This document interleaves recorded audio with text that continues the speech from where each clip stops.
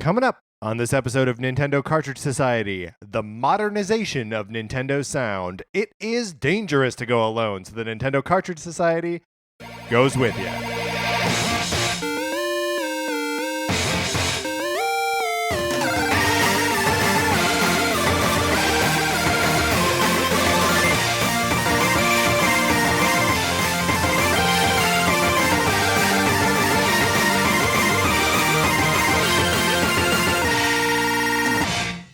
Welcome to Nintendo Cartridge Society. My name is Patrick Ellers, joined as always by my co-host Mark Mitchell. Mark, how's it going? It's going pretty good. Yeah.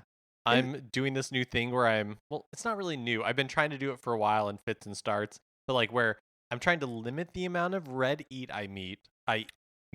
That's not right.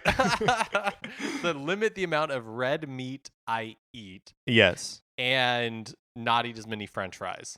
Which of those do you find harder? French fry? I don't know. Because here's the thing. Are you still ordering French fries, or are you getting the French fries and leaving like half of them?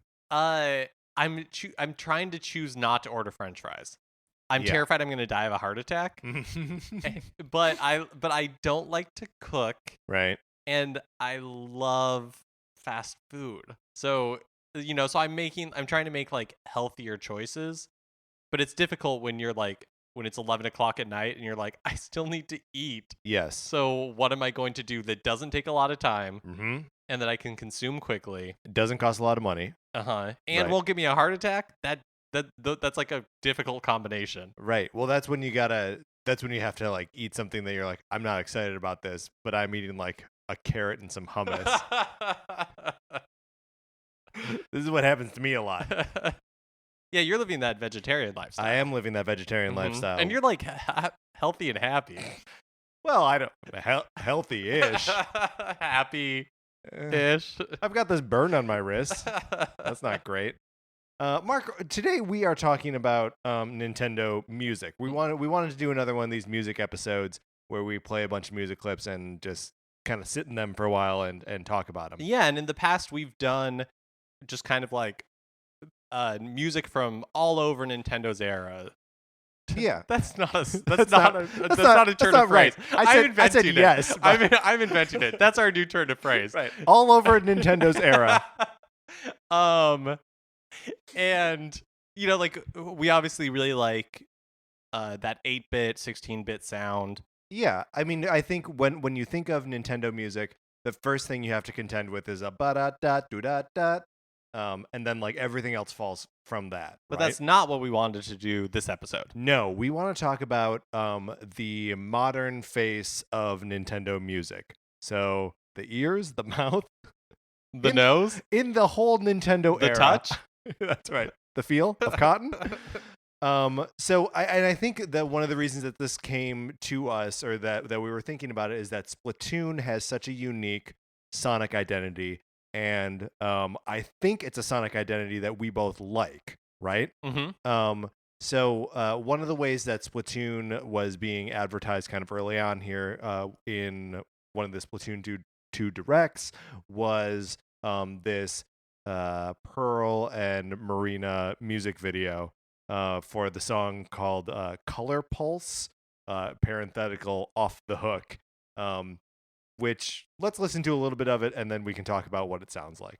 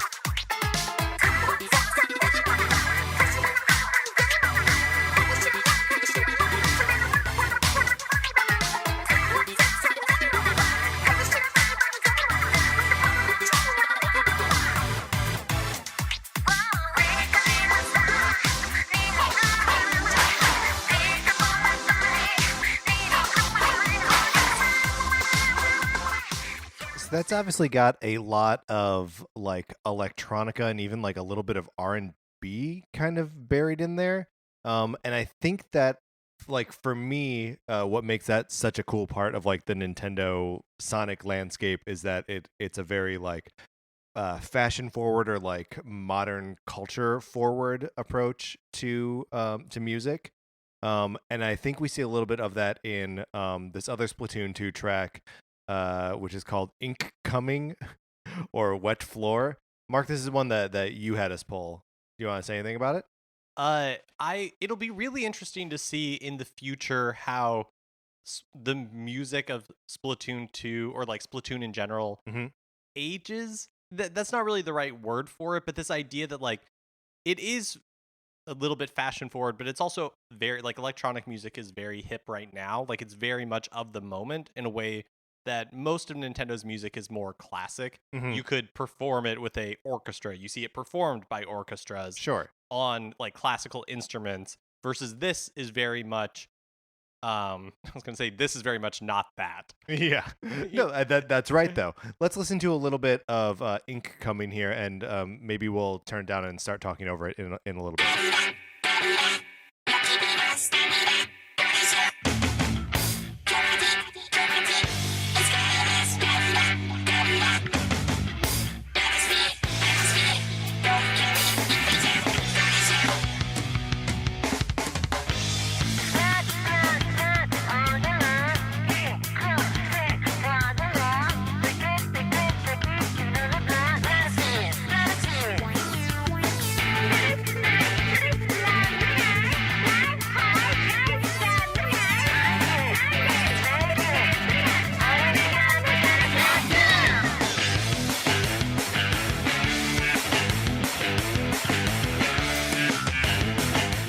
So it's not just electronica, right? Like there's a lot of just like rock and roll or almost like punk rock influences in here. I was going to say, as much as we were talking about Splatoon 2 being like, yeah, like electronica and kind of a little bit looking towards the future, I could totally see myself in Tony Hawk Pro Skater. Absolutely. You know, like grinding to this.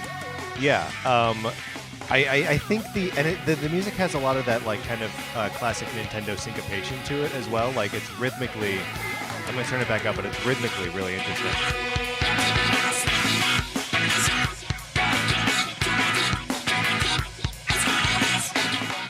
So just for context, I pulled a couple clips of other music from the original Splatoon, just so we can hear, you know, where like what that DNA is. So this is the like main Splatoon Splatoon 1 theme called Splatak, which tickles me just right.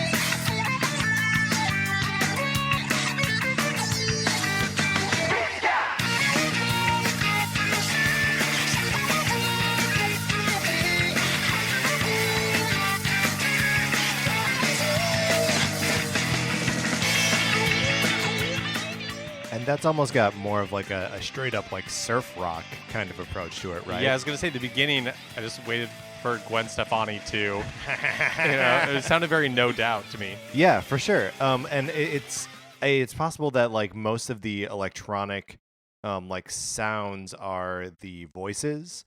That's where that sort of like electronica comes in.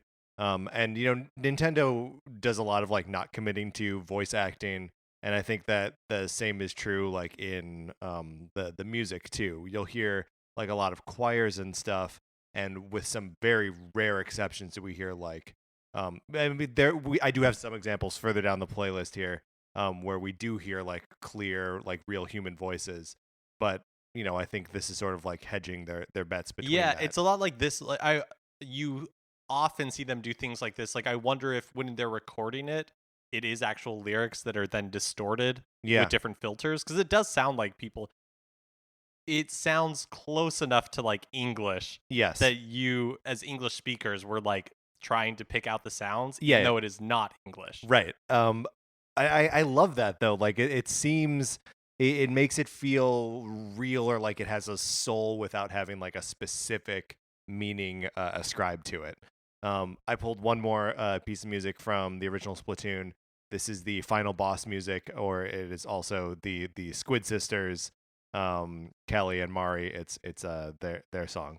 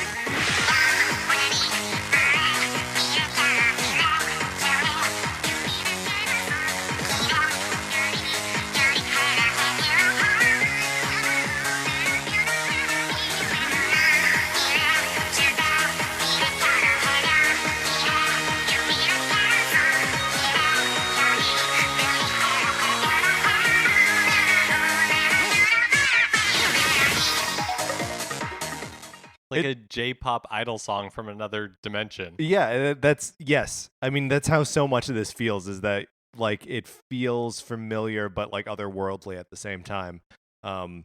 So I think there are a couple examples of this, that sort of like melding of like the kind of acoustic influences with the more electronica stuff.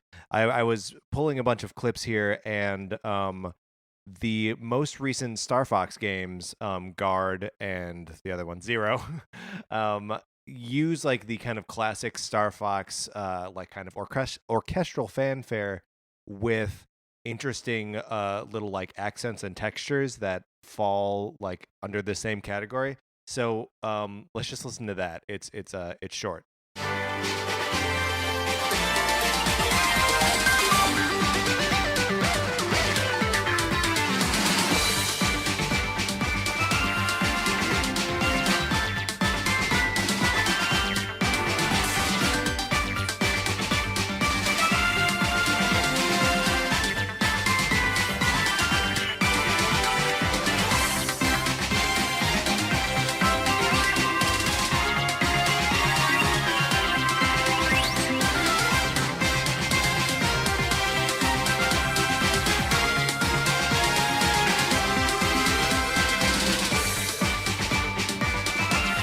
So like you can hear those like straight up sort of symphonic things with like all those extra little electronica like beeps and bloops in the background, like really fleshing it out into like a richer, weirder sound, which is it's one of the ways that Nintendo is like taking their existing music and like kind of pushing it in to the future. Mark, you sent along the Excite Bike arena music from Mario Kart 8. Yeah, that's and right. Mario Kart 8 Deluxe. Mm-hmm.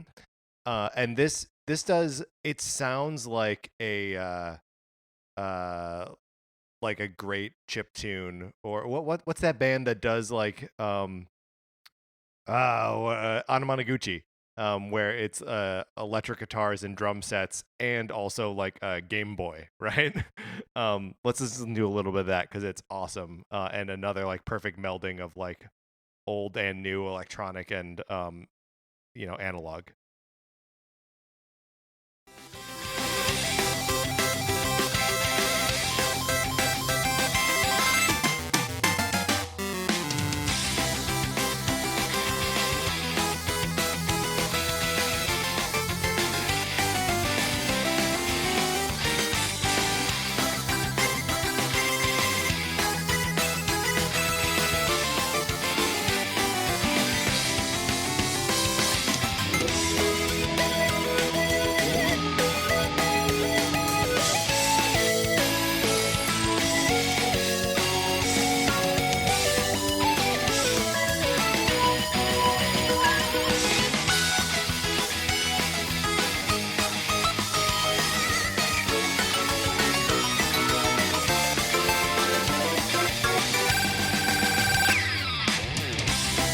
God, that part there is so where like the organ goes up to like the end of that phrase, and then it's like that like kind of coin sound effect that like.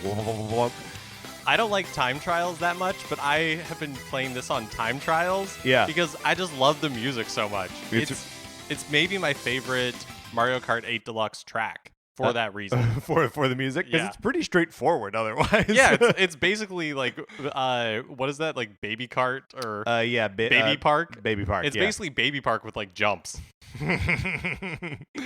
So that's one way that Nintendo's dragging themselves musically into the future, while still totally honoring like the past of their music. Star Fox is still that same like symphonic score with more stuff. We're getting Excite Bike that do da da da do da da. That's from the original like 1984 Excite Bike. It's cool to just like see them bring all that together. So there is another way that they are modernizing stuff, and that's to make it more symphonic and like cinematic almost. And of course, more epic means The Legend of Zelda, right? So let's start just by talking about what we've seen music-wise in Breath of the Wild, right? In a lot of places, it's more kind of like sparse and like piano-based. Yeah, which makes the moments when it's not feel that much more lush. Yeah, and like alive. Like so it becomes super exciting because it's even just like sonically something you haven't done before, experienced before. So we pulled a little bit of music from the Divine Beast battle with Ruda or Va Ruda, the elephant. So let's play a little bit of that now.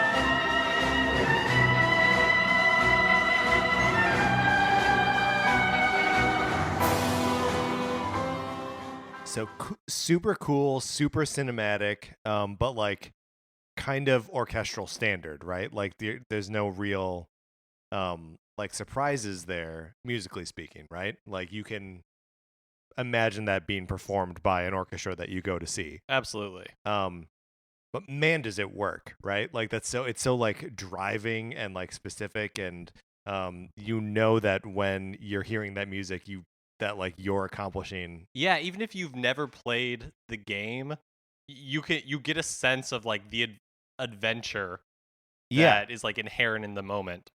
So I pulled one that actually has a similar like kind of driving rhythm to it from the beginning of the new Fire Emblem game.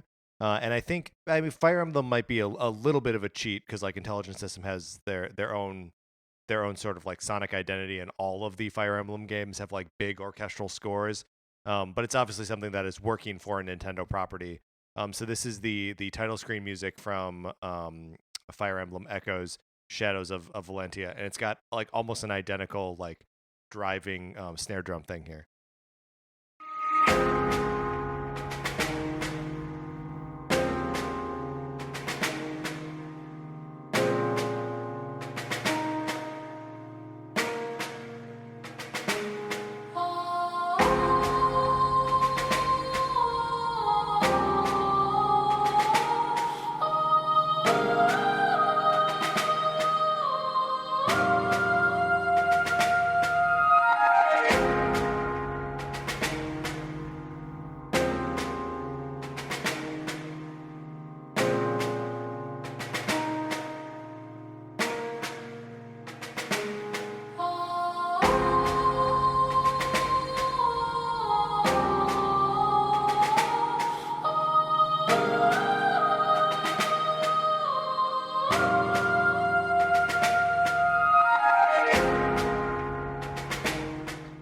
And so again, like that's like immediately evocative of like the adventure you're about to go on, but in like some ways is kind of predictable, like sonically, right?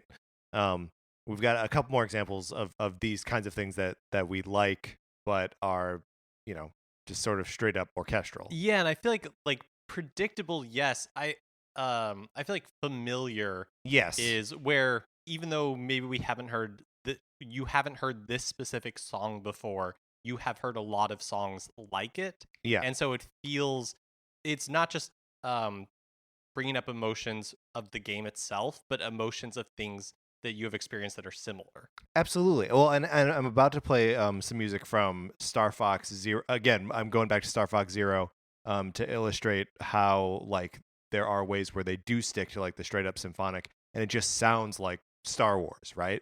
Like the last two that we listened to, sound like they could have been in Lord of the Rings movies or any other kind of like fantasy epic movie.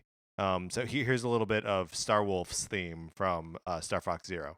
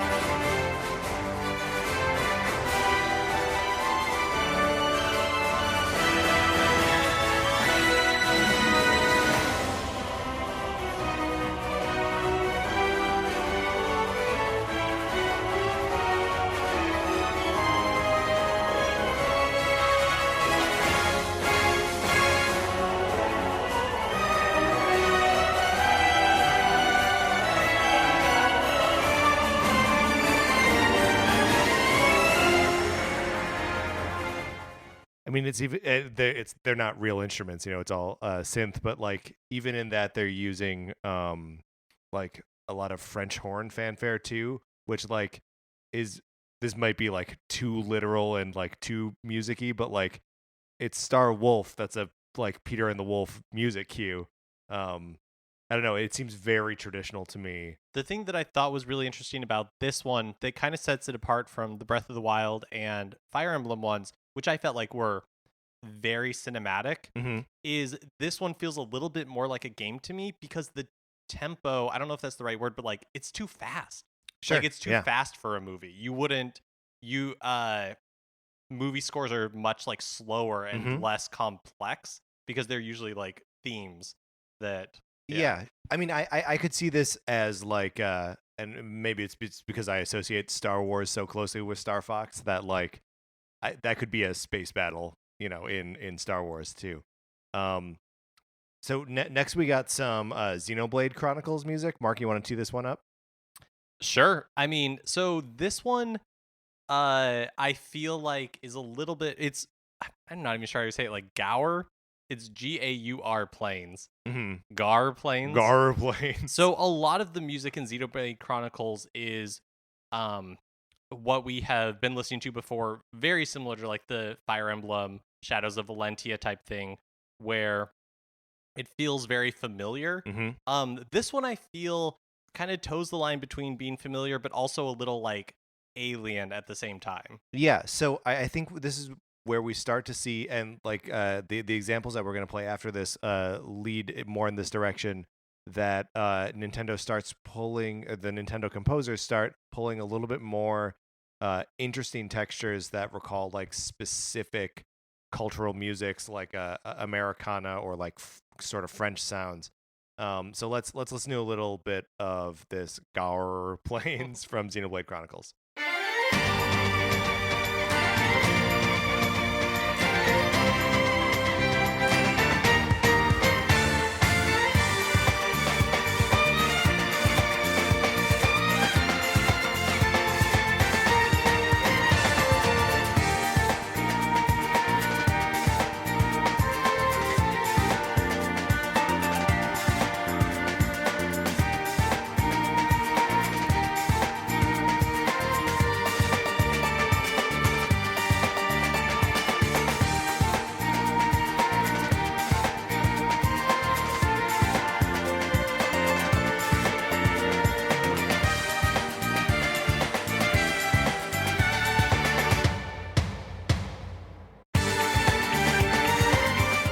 the kind of like tribal percussion in this is really cool. There's a part of it that I'm like, towards the beginning where I'm like, this sounds right out of an ABBA song.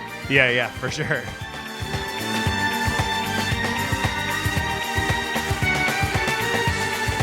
Yeah, because the strings are borderline like disco strings, right? That's cool.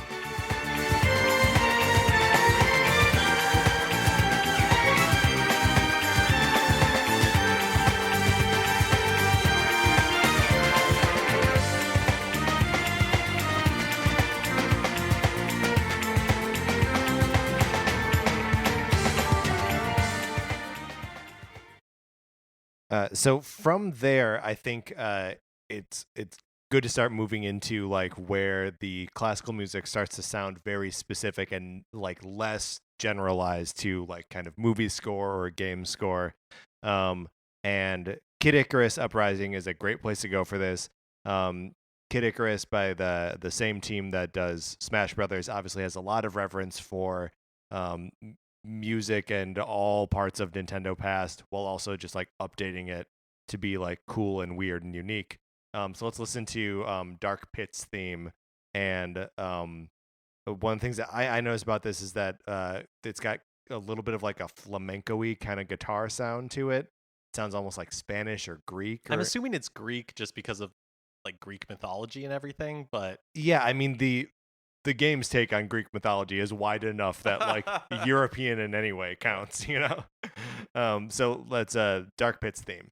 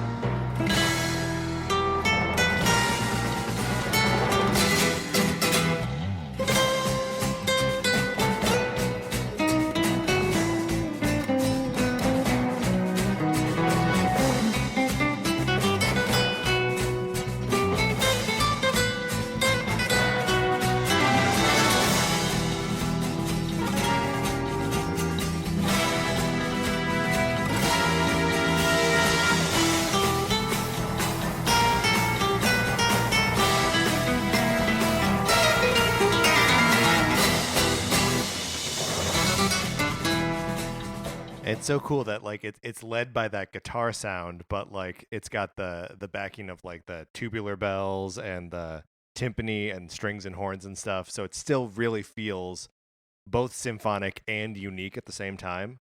It's a really cool piece, Mark. I hadn't really been like clued into that one before. it kind of reminds me of, do you remember Mission Impossible 2? Sure. Kind of has that like flamenco feel to it, and so kind of that same sort of mixing of sounds. Yeah, absolutely. This next one's a little bit weirder. We're going to Animal Crossing New Leaf, the 7 p.m. extended. 7 p.m. is the music. We're taking a video that's extended. We're not going to listen to all 30 minutes of it.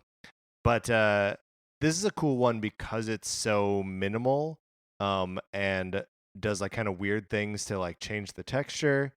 You want to listen to a little bit of it? And then we can talk.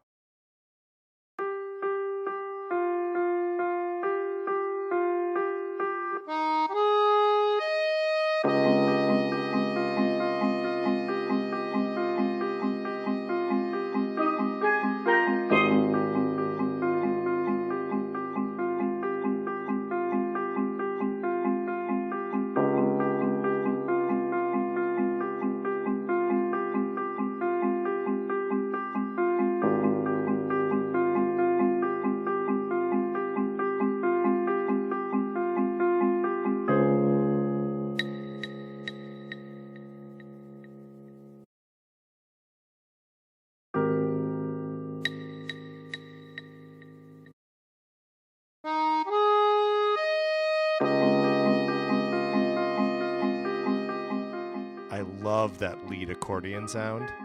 It's so cool. One of the things that I think is really interesting about the Animal Crossing soundtrack, since we're speaking to New Leaf specifically, is the composer has to be thinking, what does a specific time of day sound like? Yeah. And it doesn't, if you listen to all the tracks, it's not like, it doesn't build in the way that I would necessarily maybe expect, where it's like the middle of the day is the busiest, and then it's just going to get progressively like quieter. Like 8 p.m. is much more active than 7 p.m. in the game, or like the music of it is. It's Sure. still, it's not like bustling, but it is. This is much more relaxed than 8 p.m. is, and yeah, it's relaxed, but it's still really rhythmic. Like you get the sense that the 7 o'clock music here is marking time in almost like a nervous way, of like the hours of the day are getting away from you. Like I'm not anxious when I listen to this, but like I get that feeling that like there's something I need to be doing. You know what I mean? It's a really cool piece of music. And I really like the way it melds that like piano sound with there's like steel drums in there a little bit, and of course the accordion, which feels very French to me. And I'm a sucker for like that French sounding accordion type thing. Yeah, well, look out, man, because we're gonna listen to some Pikmin 3 music. This is the Garden of Hope, and I think this is really where I mean, Pikmin is such an interesting series as it is, that it has that blend of like you're just spending time in the garden, but also like your hours are limited here. So this is Garden of Hope from Pikmin 3.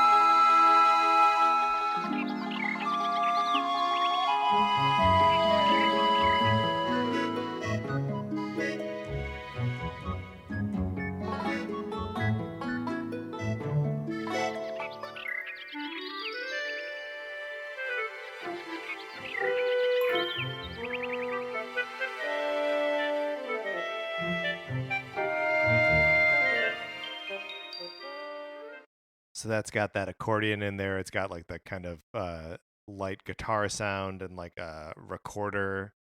Yeah, it's a really, I don't think I've heard that piece before, and it's a really interesting blend of cultural influences. Mhm. Like it does have that like accordion sound in there, but it also, one of the featured instruments is a banjo. Yeah. Which I associate very heavily with the American South. Yes.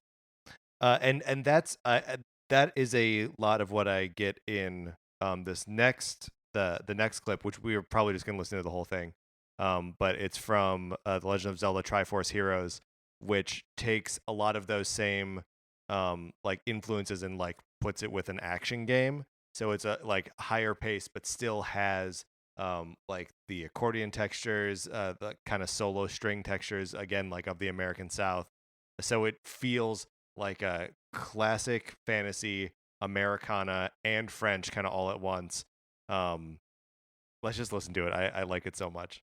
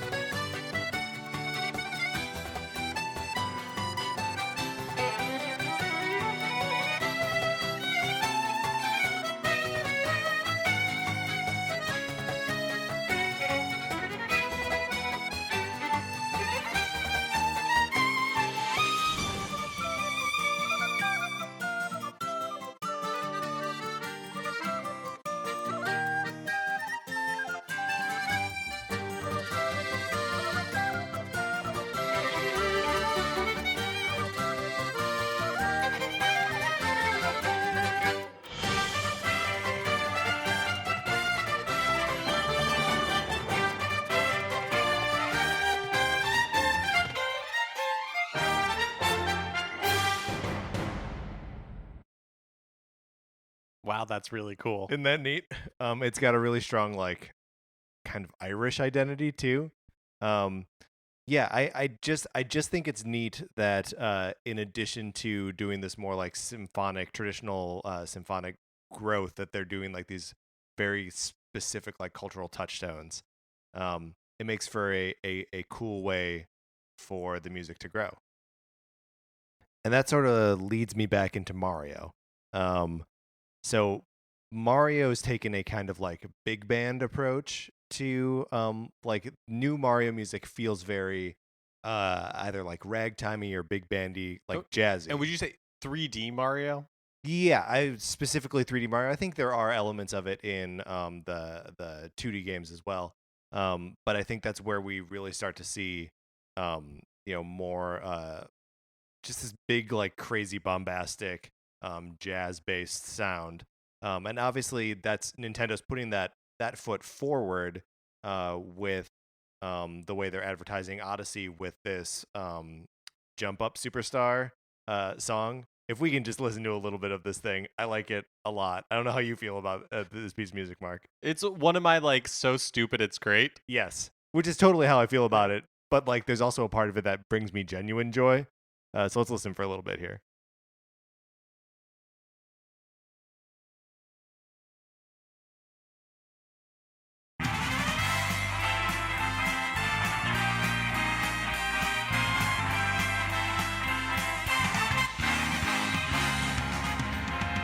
Here we go, off the rails. Don't you know it's time to raise our sails? It's freedom like you never knew. Don't need bags or a pass. Say the word, I'll be there in a flash. You could say my hat is off to you. Oh, we can zoom all the way to the moon from this great wide wacky world. Jump with me, grab coins with me, oh yeah. Time to jump up in the air. Jump up, don't be scared. Jump up and your cares will soar away. And if the dark clouds start to swirl, don't feel enchanted, 'cause I'll be your one-up girl. So let's all jump up super high, high up in the sky. There's no hell, we're up like dancing. You know that you're my superstar, so no one else can take me this far. I'm flipping the switch, get ready for this, so let's do the Odyssey. Odyssey, yes, see. Odyssey, yes, see. Odyssey, yes, see. Odyssey, yes, see. Odyssey, yes, see. Odyssey, yes, see. Odyssey, yes, see. Odyssey. Okay, so I don't know. The whole thing is just so like fun and energetic. I Yeah. like it. And the lyrics are so earnest. Yeah, they are, because it's just like run around with me and like run and jump. But I feel like that's communicated in the music anyway, Yeah, absolutely. even without those lyrics. And again, what I like how this is incorporating. We hear like the Mario jump sound effect, like the original 8-bit sound effect, and the coin collecting sound. But also the bass line in this like Odyssey, yes, see, is that doot doot doot doot doot doot from the original Donkey Kong. Whoa, I So yeah. So dig it. Here's what this is: the world one of Donkey Kong, or like 25 meters.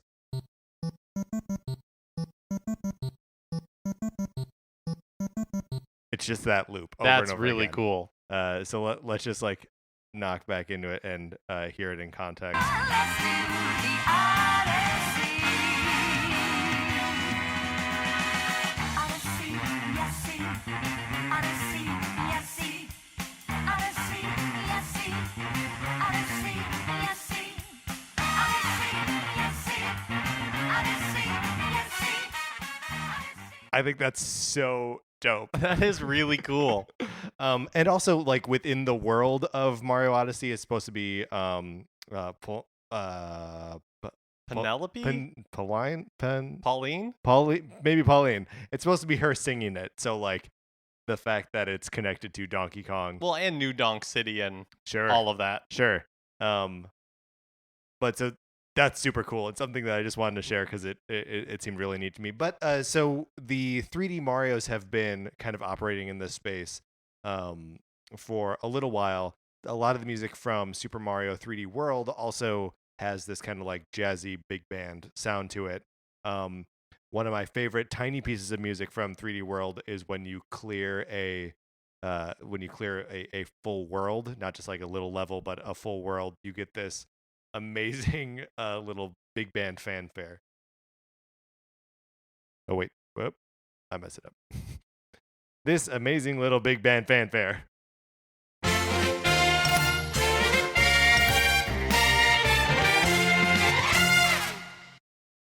Which is just like a dumb little take on like when you hit the flagpole, but in this like fully big band orchestrated kind of sound.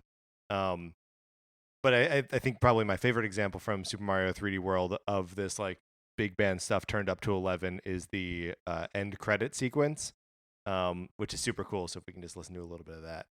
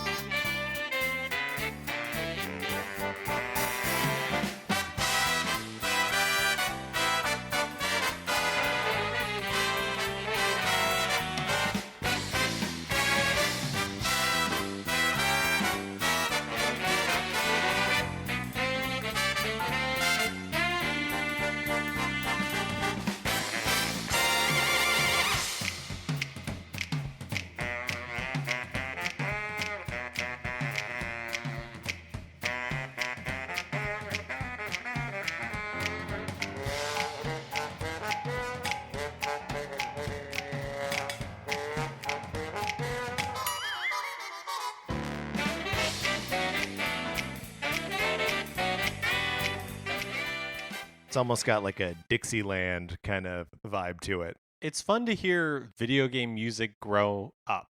Yeah. Like that's indistinguishable from if like a Dixieland band was playing that at Disneyland. No one would have any idea it was from Mario. Right. And yeah, and again, that like falls in the same line of like taking the specific cultural like influence of the music and really running with it. I want to close out this conversation about new Nintendo music by talking about ARMS. I think it is similar to like this kind of trend in the Mario music towards like the kind of jazzy big band, but it's also different in a way I can't really quantify.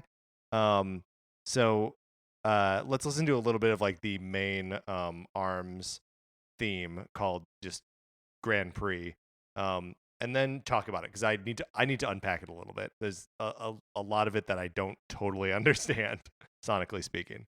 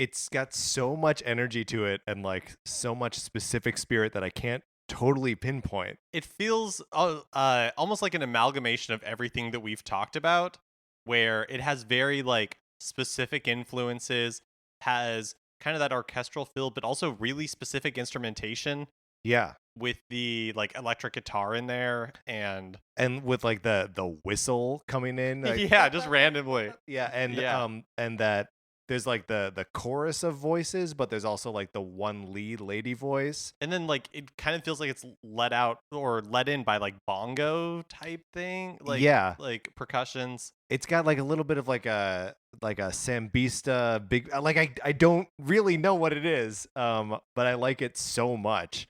And I think ARMS does a really great job of like hanging on to that sonic identity throughout.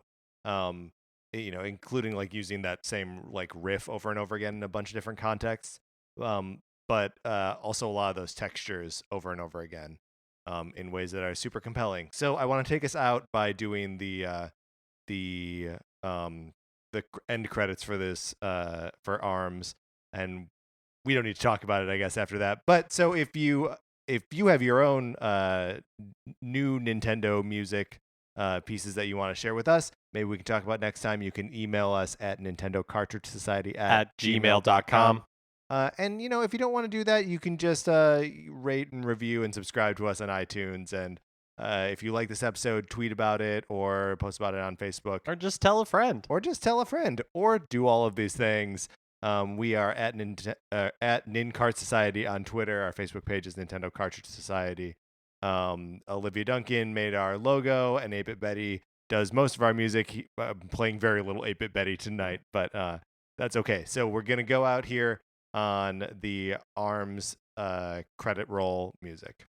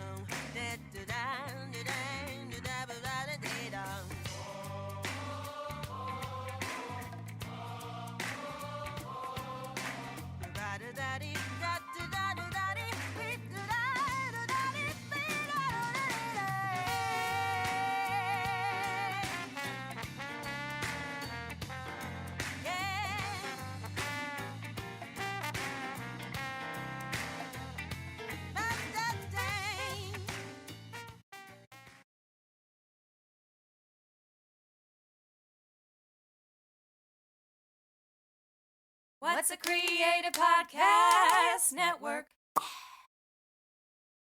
Hey guys, what's going on? My name is Joe.